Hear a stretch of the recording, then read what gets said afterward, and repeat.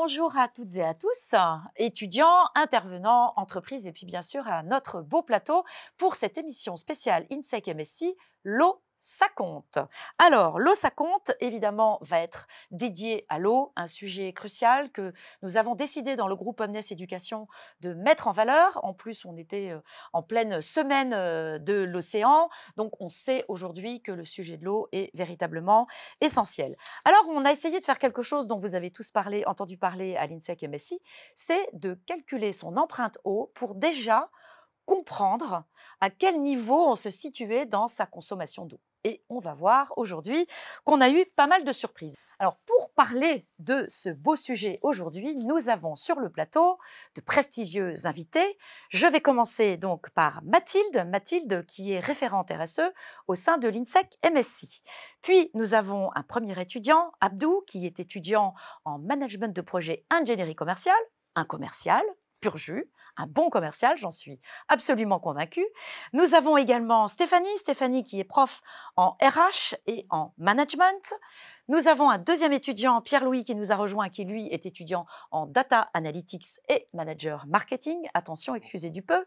Et enfin, nous avons notre promo manager de luxe, Aurélie, qui va nous parler de ce qu'elle a pu aller voir en classe, puisque son rôle est d'aller voir nos étudiants en classe.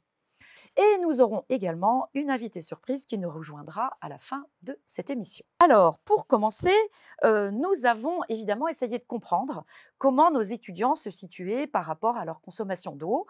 Et on leur a donc tous envoyé, vous l'avez tous reçu, idem pour nos intervenants, un lien pour calculer leur empreinte eau et comprendre comment ils réagissaient. On n'a pas été déçus, regardez-le, petit reportage auprès de nos étudiants.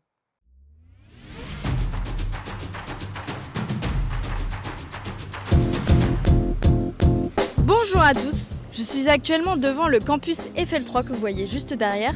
Venez avec moi, je vais vous faire une petite visite. Nous avons mis en place plusieurs panneaux d'affichage, comme celui-ci dans tout le campus, à destination de nos étudiants, dans le but de connaître toute l'actualité environnementale. On continue la visite? Venez avec moi. Nous avons actuellement une de nos classes juste ici qui débat sur le calcul de l'empreinte eau. Venez avec moi, on va les rejoindre tout de suite. Bonjour à tous. Donc on sait qu'aujourd'hui, la moyenne quotidienne, c'est 6000 litres d'eau par jour. Est-ce que vous pouvez nous dire pourquoi vous êtes au-dessus de cette moyenne? Eh bien, selon mes résultats, c'est dû aux douches majoritairement. Les toilettes, etc., c'est l'empreinte directe, c'est ma plus grosse consommation d'eau. Est-ce qu'il y en a d'autres qui sont au-dessus de 6000 litres d'eau par jour? Le pourquoi du comment je suis au-dessus, c'est parce que je prends pas mal de café. Ça consomme pas mal d'eau. Et après les actions, peut-être les douches. Donc avoir peut-être un pommeau de douche économe. C'est assez impressionnant parce qu'on pensait pas que, enfin moi personnellement je pensais pas que je consommais autant d'eau. Je trouvais que justement je faisais super attention, etc. Après il y a des choses extérieures comme la nourriture, des choses qui sont pas en lien direct en fait qui consomment vachement d'eau. Et du coup c'est assez intéressant de faire ce petit test. Est-ce que quelqu'un dans la classe connaît le pourcentage d'eau douce sur Terre? 3%, peut-être 4%. Moi j'aurais dit 20%, mais je dis peut-être n'importe quoi. Okay. Aucune idée, je sais pas du tout. Je dirais environ 3. Ok, en fait c'est ça, il y a 3% d'eau douce sur Terre, mais il n'y a que 1% sous forme liquide. Donc ça veut dire que ce que vous pouvez voir c'est que 1%. Et qu'est-ce que vous en pensez? Alors vous vous sentez concerné ou pas par la préservation de l'eau? Bah oui, c'est sûr. Étant donné qu'on va travailler avec un ensemble de fournisseurs, établir un partenariat durable avec ces fournisseurs-là. Oui, forcément. Comme disait Alix, moi j'ai l'impression de mettre déjà en place des choses.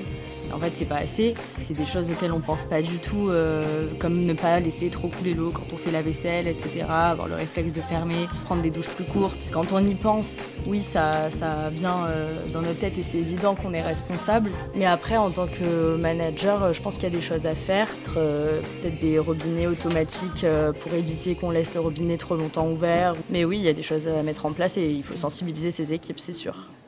Ah, on voit des réponses parfois éclairées, parfois très surprenantes. C'est intéressant.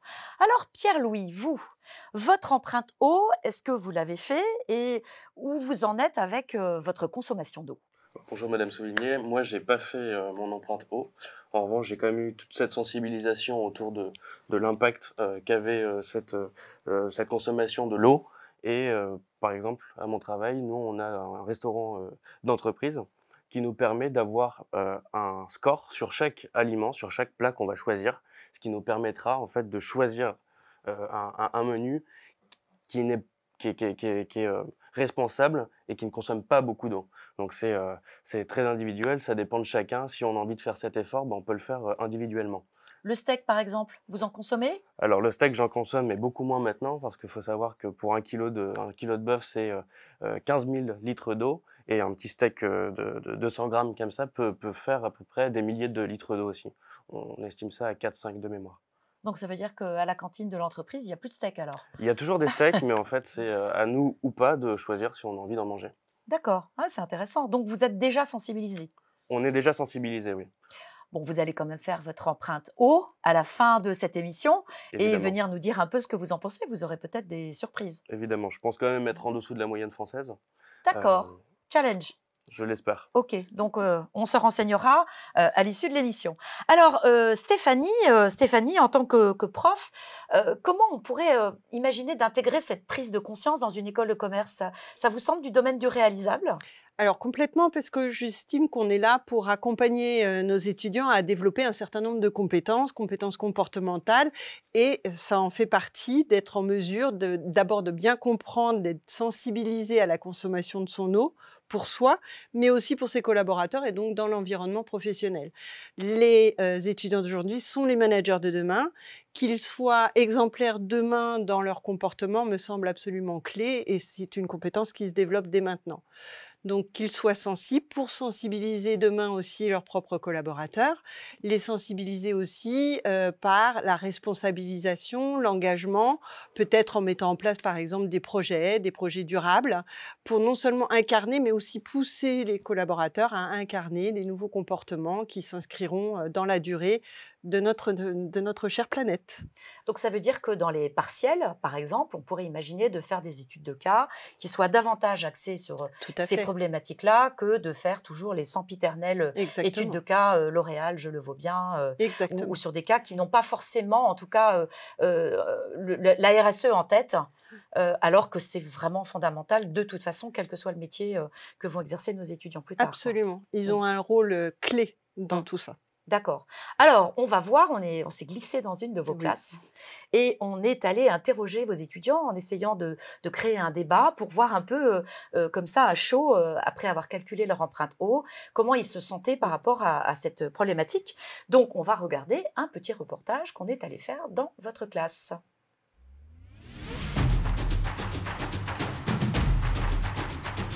Bonjour Valencia. Est-ce que vous avez calculé votre empreinte eau? Pas du tout. Oui, on vient de le faire. Non, pas du tout. Je n'ai pas du tout calculé mon empreinte eau. J'ai entendu il y a quelques années les chiffres déjà associés à la consommation française, ça m'avait paru complètement dément. Dites-nous à combien vous êtes? Je suis à 6900 litres par jour. 5144. Est-ce que vous savez combien de litres d'eau consomme une douche de 5 minutes en moyenne? Je dirais 50.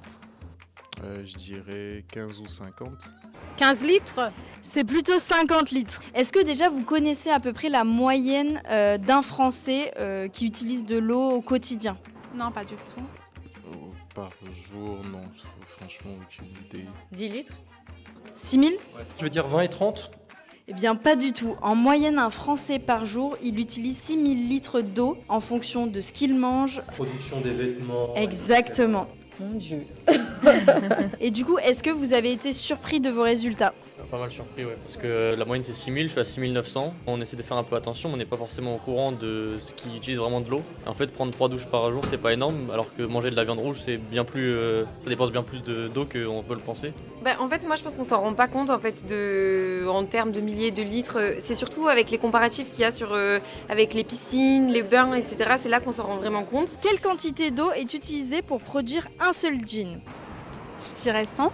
3000. Non, c'est 7500 litres d'eau pour juste faire un seul jean. Déjà, je savais même pas qu'on utilisait le jean, de l'eau pour le jean en fait. Beaucoup de seconde main. J'ai travaillé même dans la seconde main dans une entreprise et ça m'avait pas mal appris là-dessus. J'ai connu pas mal de choses là-dessus. Du coup, la plupart du temps, c'est moins cher et ça revient un peu au même. Moi, je n'utilise pas trop de seconde main pour les habits, mais j'essaye de limiter quand même ma consommation, d'acheter moins souvent et je ferai davantage à l'avenir. Je me lave 2 fois par jour et à chaque fois je veille à ce que tout soit bien fermé derrière. Et je réutilise très souvent l'eau que je prends pour nettoyer en fait. Qu'est-ce que tu mets en pratique dans la vie de tous les jours pour justement diminuer la consommation d'eau? Limiter du coup la viande, faut le remplacer quoi, notamment des protéines végétales. En fait, je pense qu'en termes d'hygiène, c'est très difficile d'arrêter, de diminuer parce que pour les douches, je ne me vois pas en faire moins de 7 par semaine. Il faut avoir le réflexe de toujours appuyer sur le petit bouton plutôt que le grand. Vu que je ne suis pas un bon élève, je pense que je vais miser sur l'humour en disant que je n'ai pas de shampoing à faire, donc j'économise déjà beaucoup. Intéressant de voir nos étudiants en action. En effet, très intéressant. Merci. Alors, Aurélie, tu étais au cœur de cette classe pour essayer d'entendre, de voir un peu comment les étudiants réagissaient, puisqu'en général, toi, tu vas les voir pour des sujets plus académiques, on va dire. Comment ça s'est passé? Comment les étudiants ont reçu ça? Est-ce qu'ils ont passé leur empreinte eau? Et qu'est-ce que tu as entendu et compris un peu de ce moment que tu as passé en classe? Alors, c'est vrai que quand je suis arrivée, donc j'ai posé la question aux étudiants, est-ce qu'ils avaient calculé leur empreinte eau?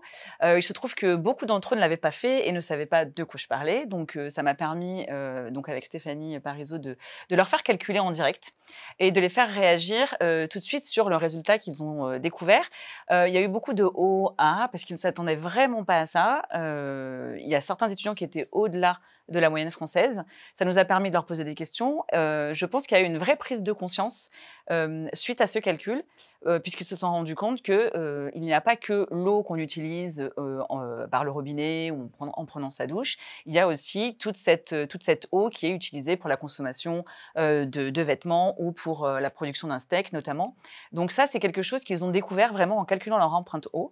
Je pense donc qu'il y a vraiment une prise de conscience. C'est très important de faire calculer cette empreinte, puisqu'on se rend vraiment compte de ce qu'on utilise au quotidien. Et je pense que dès ce soir, les étudiants verront leur quotidien et leur utilisation différemment et éviteront peut-être le gaspillage. En tout cas, je l'espère. Ça peut que être mieux, a priori, vu ce que tu dis. En tout cas, il y a une des possibilités intéressantes pour nous, c'est peut-être de demander, on en parlera tout à l'heure avec Mathilde, mais à nos profs de prendre peut-être 5 ou 10 minutes au début de leur cours, peut-être en début d'année, pour essayer justement de les sensibiliser à l'intérêt de faire cette empreinte, parce que c'est vrai, quand on lit le résultat, en effet, de savoir qu'on peut remplir 50 ou 60 piscines par an avec sa consommation, ça fait un choc. Tout à fait, et je pense que c'est une très bonne idée, parce que je les ai sentis vraiment en demande de cette sensibilisation. C'est quelque chose qui, je pense, les ont choqués, et je pense qu'on a toute notre place dans l'école pour faire des campagnes de sensibilisation et leur donner les outils pour peut-être gérer mieux leur consommation. Ok, merci Aurélie. Alors Abdou, vous en êtes où de votre empreinte eau? Comment vous vivez ça au quotidien? Est-ce qu'il y a des choses aussi qui vous ont surprise si vous l'avez faite, cette empreinte? Bonjour Madame Souvigné. Effectivement, donc j'ai été surpris de savoir que mon empreinte eau était de 4500 litres par jour. Un bon score. Ce qui est plutôt un bon score, mais c'est vrai qu'on ne se rend pas compte parce que, comme on disait donc, en classe, c'est vrai qu'on a toute l'eau invisible qu'on ne voit pas forcément nous tout de suite quand on parle de consommation. On va penser à la douche, on va penser peut-être à la vaisselle, mais on ne se rend pas compte que dans la consommation, ne serait-ce que de s'acheter un jean par exemple, c'est entre 7500 et 10 000 litres. Donc, même avec les trous? Alors avec les trous, c'est plus cher. Enfin, ça monte encore plus vite.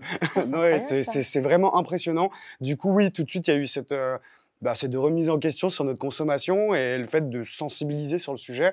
Et quand on sait quand même, parce qu'il y a certains chiffres qui ont été donnés, mais quand on sait qu'une personne sur 3 n'a pas accès à l'eau potable, là tout de suite quand même, ça nous permet vraiment de se rendre compte du coup quand même de la chance que l'on a de pouvoir avoir accès à l'eau potable. Et à côté de ça, quand même, essayer de réguler la consommation dans notre vie au quotidien.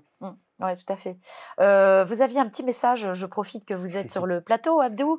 Vous faites un projet que je trouve extraordinaire, qui n'est pas si loin de l'eau. Vous pouvez en dire juste un mot, mais on communiquera plus largement auprès de nos étudiants. Exactement, en Vous pouvez quelques même vous mots. adresser aux étudiants en regardant En la quelques caméra. mots, donc ça concerne la santé bucco-dentaire. Donc on a développé avec le docteur Lateur, avec Pierre-Louis ici présent, une application pour la santé bucco-dentaire. L'idée, c'est de pouvoir justement, l'idée, c'est de pouvoir justement sensibiliser nos étudiants sur les campus, leur donner les bonnes pratiques. Et puis ça suit quand même le sujet d'aujourd'hui qui est la consommation d'eau. Donc on en profitera évidemment pour faire passer le message auprès de nos étudiants.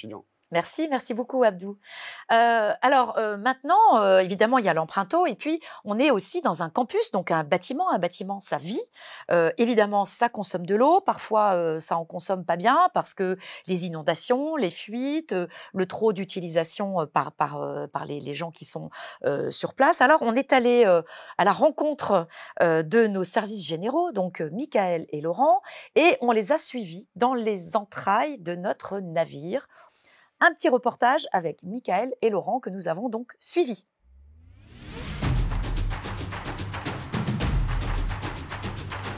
Alors ici nous nous trouvons dans la chaufferie du bâtiment Eiffel 3 et plus précisément auprès du compteur d'eau.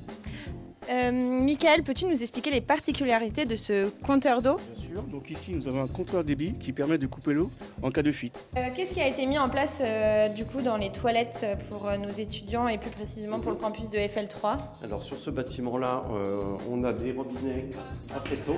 Oui. Donc une pression et on essaye d'économiser un maximum d'eau. D'accord. Voilà. Et donc j'avais entendu parler de mousseurs, c'est ça? Exactement, oui. Il y a des mousseurs qui sont intégrés au niveau du robinet pour une filtration meilleure et un débit plus léger. En revanche, sur ce type d'installation, je pense qu'on pourrait éventuellement imaginer des robinets avec détection de présence. Détection de présence, Ouais. c'est-à-dire C'est un petit radar qui se serait situé au niveau du col du robinet. D'accord. Et on s'approche. Et là, l'eau arrive. coule. Exactement. J'enlève mes mains, l'eau est coupée. Magique. On retrouve les affichages pour sensibiliser nos étudiants à la réduction de la consommation d'eau. Et on peut également, du coup, je crois, Laurent, ici retrouver également un bouton presto pour la chasse d'eau de l'urinoir. Et on peut imaginer, du coup, qu'un bouton de détection de présence va être Oui, tout à mis fait. en place. Ça serait une bonne initiative. Tout à fait.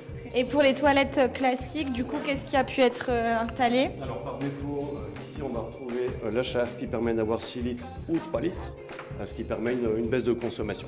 Ici, Laurent, on se trouve où exactement? Là, on est au premier étage du bâtiment Eiffel 3 où on a ce petit espace qui est dans un puits de lumière qu'on n'a jamais imaginé autrement que comme ça.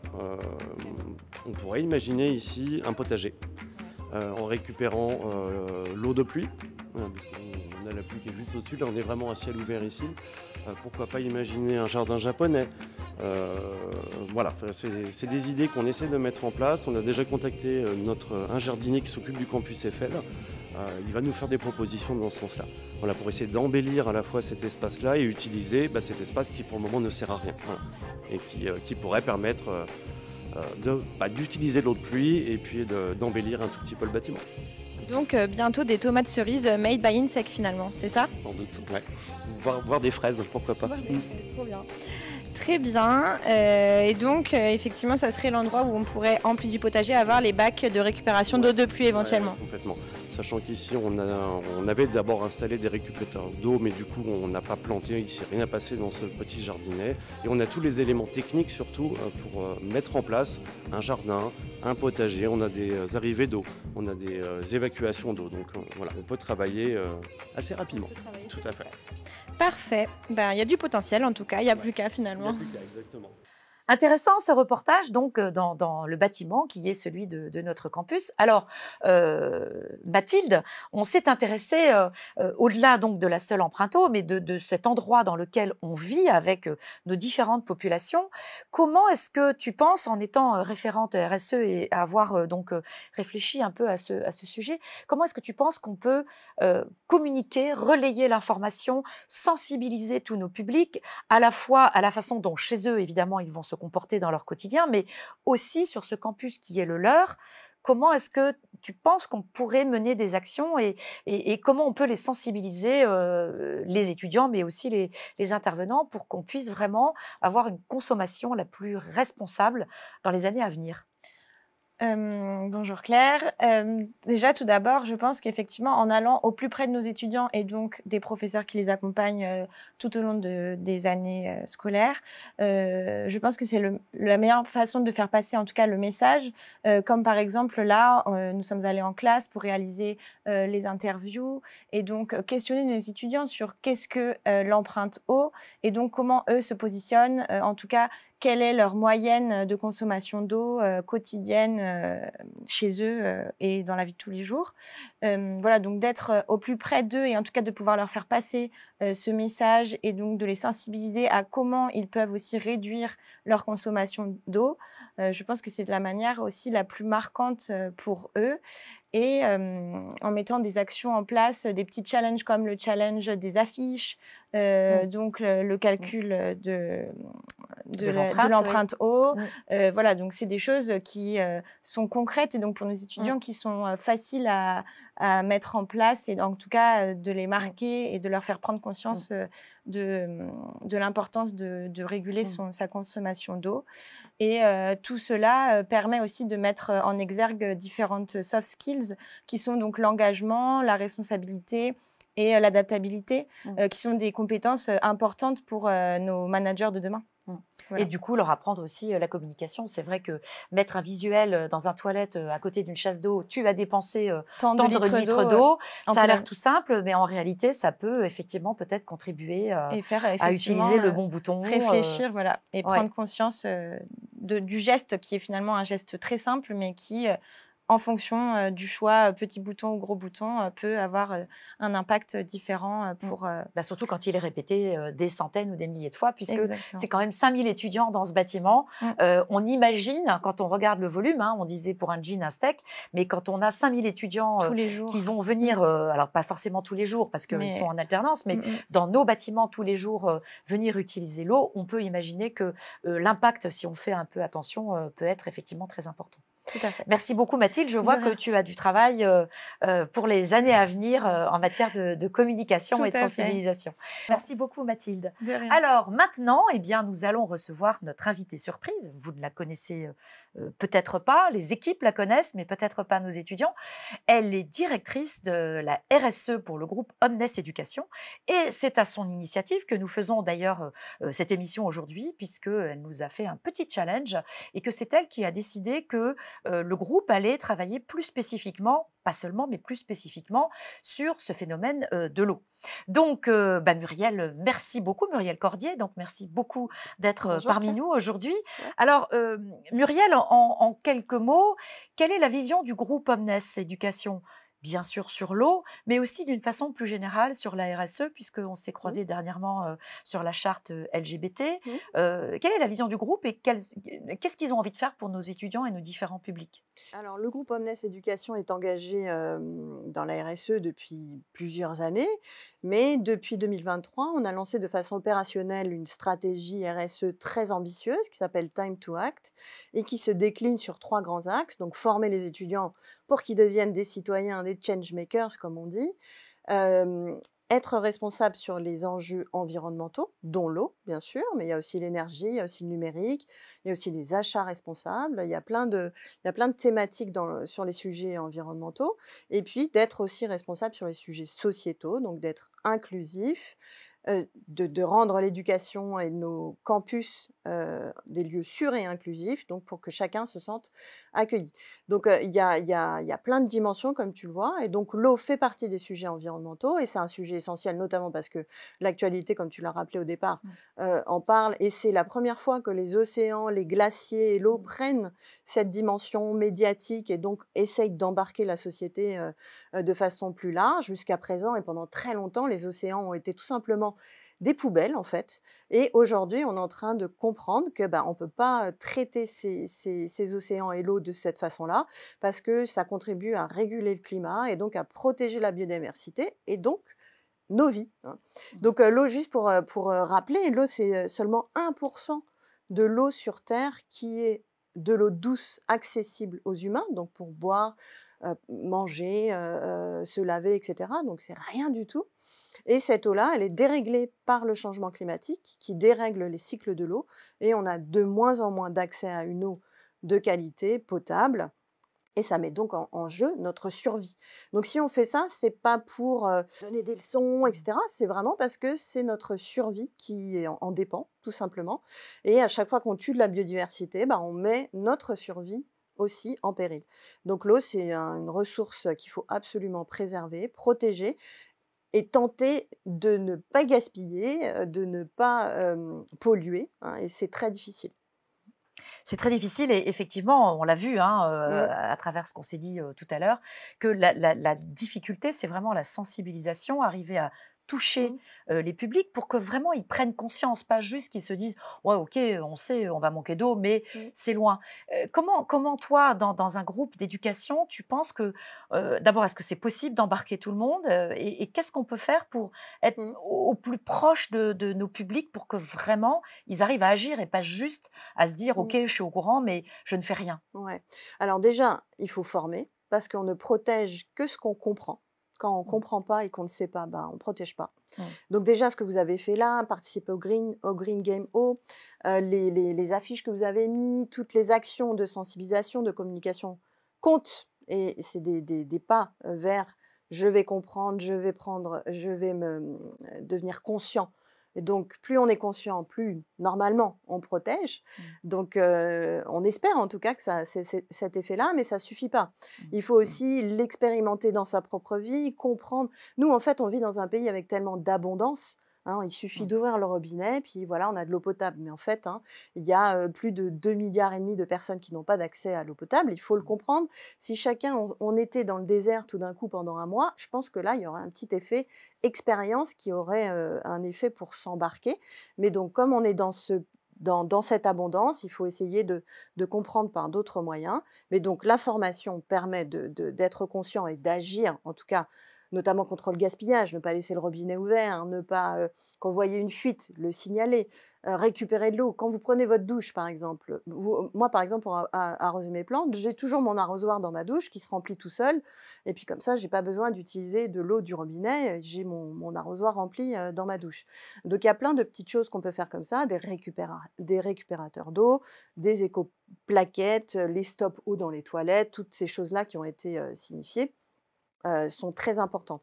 Donc il y a comprendre pour mieux agir et puis après il y a aussi monter des projets collectifs, intégrer aussi des associations étudiantes. Il y a un réseau étudiant qui s'appelle le RESES, R-E-S-E-S, qui est un réseau étudiant de toute la France qui engage des associations étudiantes sur des projets RSE, donc soit sociétal, soit environnemental, mais beaucoup environnemental. Et donc intégrer des équipes, voire des équipes d'autres écoles qui sont aussi dans ces démarches, ça peut vous motiver, ça peut vous donner des idées. Donc, intégrer des réseaux étudiants, c'est très important. Monter des associations aussi dans son campus, sur son campus. Devenez étudiant référent Time to Act, c'est possible. Il y a des étudiants, il y a un petit peu moins d'étudiants référents Time to Act dans tous les campus d'Omnes. Pour les MSI, c'est pareil, il pourrait y en avoir 2 ou 3, et du coup, c'est les plus motivés qui ensuite vont en embarquer d'autres. Hein, c'est un petit peu l'effet boule de neige. On est aussi sensibilisé par nos camarades, par notre entourage. Donc, s'il y a des personnes autour de moi qui en parlent, bah, petit à petit aussi, je peux changer un petit peu mes comportements. Donc, apprendre, comprendre, intégrer des réseaux, agir collectivement, et puis aussi faire des efforts un petit peu sur ses propres pratiques et comportements, c'est possible. Hein, chaque goutte compte, on le dit pendant le Green Game, et c'est vraiment vrai. Ouais. Merci Muriel. Alors, on va peut-être essayer de monter un bootcamp au Sahara avec nos étudiants pour essayer de leur faire comprendre ce que ça peut être. Non, mais c'est vrai que c'est en vivant. Enfin, l'immersion, effectivement, est très importante. On peut couper l'eau sur le campus pendant une semaine. On va voir. On peut essayer, en effet. Je ne suis pas sûre que ça plaise à tout le monde, mais en effet, ce serait une petite expérience. Non, mais ça donne des embryons d'idées pour essayer d'être dans une forme d'immersion, pour faire peut-être des business games ou pourquoi pas de la réalité virtuelle. Il faudra qu'on y réfléchisse. Eh bien, merci beaucoup Muriel d'être venue. Merci à tous d'être venus pour cette émission. Et eh bien, je crois qu'on est prêt maintenant pour former des managers et des leaders éclairés et citoyens. Et c'est d'ailleurs un sujet que nous traiterons dès la rentrée prochaine. Au revoir.